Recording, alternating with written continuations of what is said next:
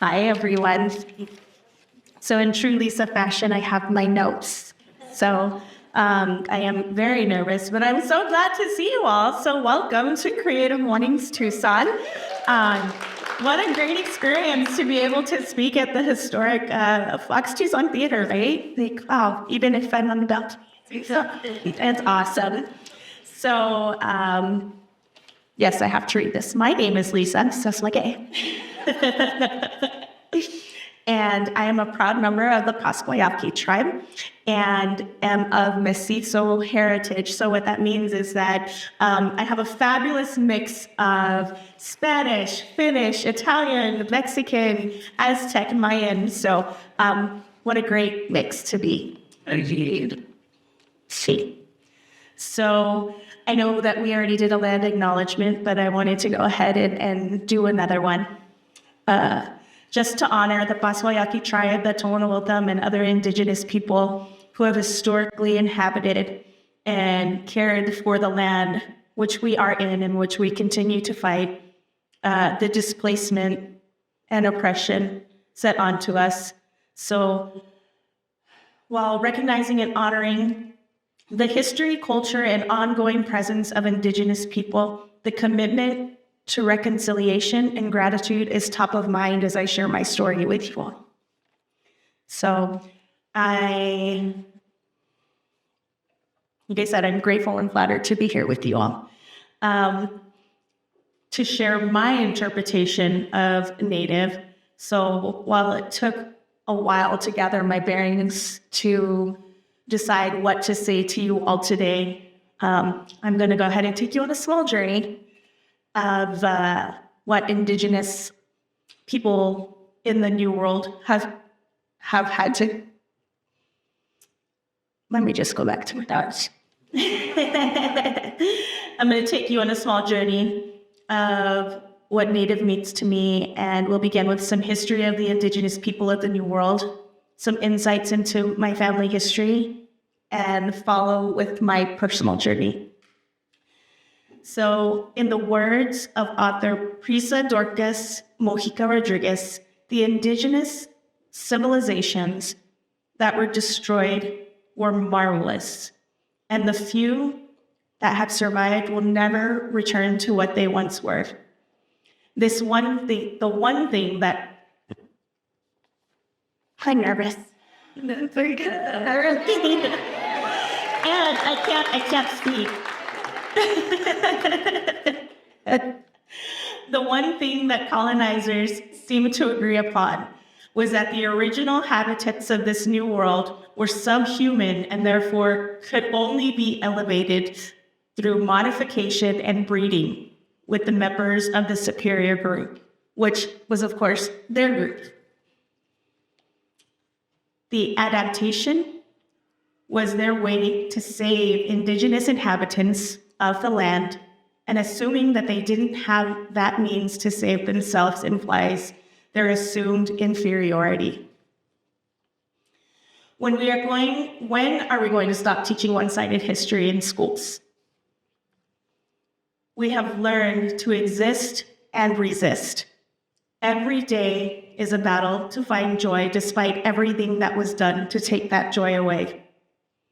Trauma is inherited, and by the looks of it, it's not going anywhere anytime soon. We were never meant to survive. There were laws put into place to ensure that failure of the indigenous population.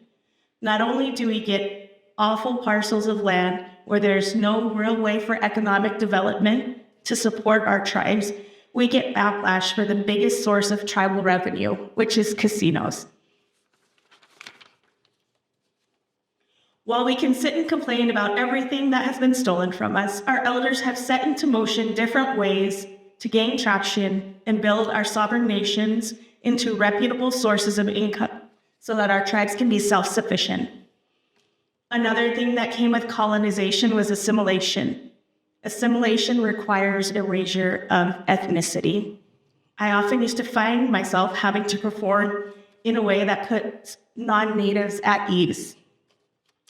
The key word is being used to. And it was hard. It was hard to get over the meetings where I was the only female, I was the only colored female, trying to lift my voice. And in meetings like that, where people just talk over you or shush you, I am able to stand up for myself now. And because of that, guess what I'm called?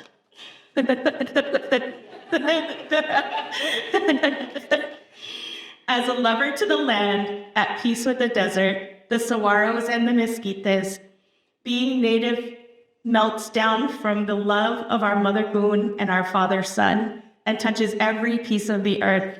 The water is our lifeline. The flowers are our silent heartbeats. Things that are native are indigenous. They were here long before anyone or anything else. They were born here. To the American government, I am third generation Arizonan, but our family has lived in these lands for hundreds of years. My ancestors were gun-toting rancheros fighting to keep their land, while others were thieves just trying to survive. One story even places my great-grandfather in the country club on the Colorado, also known as the Yuma Territorial Prison. I say only one story, but there are tons of stories of him and his continuous stay at that country club. When the U.S. government decided to claim the land as its own, our families were split along the border. The people to the north were now part of the United States, and those to the south stand with Mexico.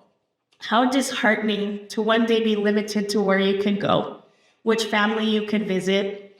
A lot of families were broken up because of this, not to mention the vast indigenous lands that were now taken away to profit with the sales from Americans coming from the east to the land of the west.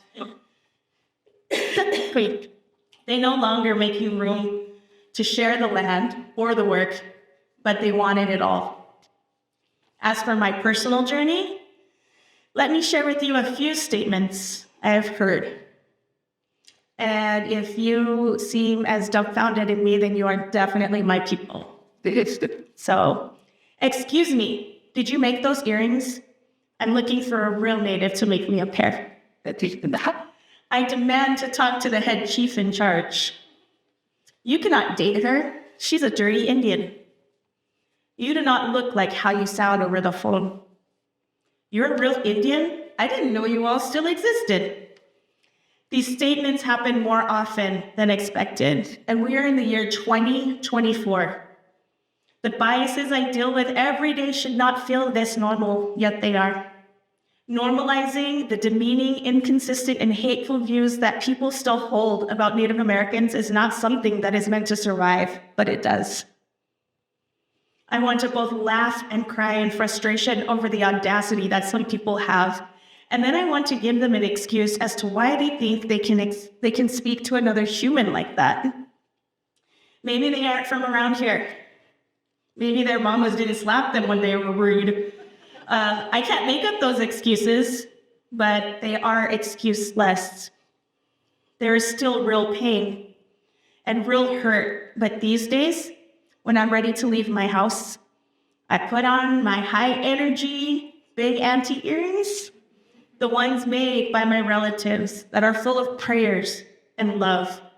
These beautiful gifts made from the heart to empower my soul to lift me up. These are my protection. These are my reminders of the prayers that were prayed for me before I existed. I have no room for nonsense, only have room to speak my truth and to love hard on everybody and be unapologetically me. Thank you.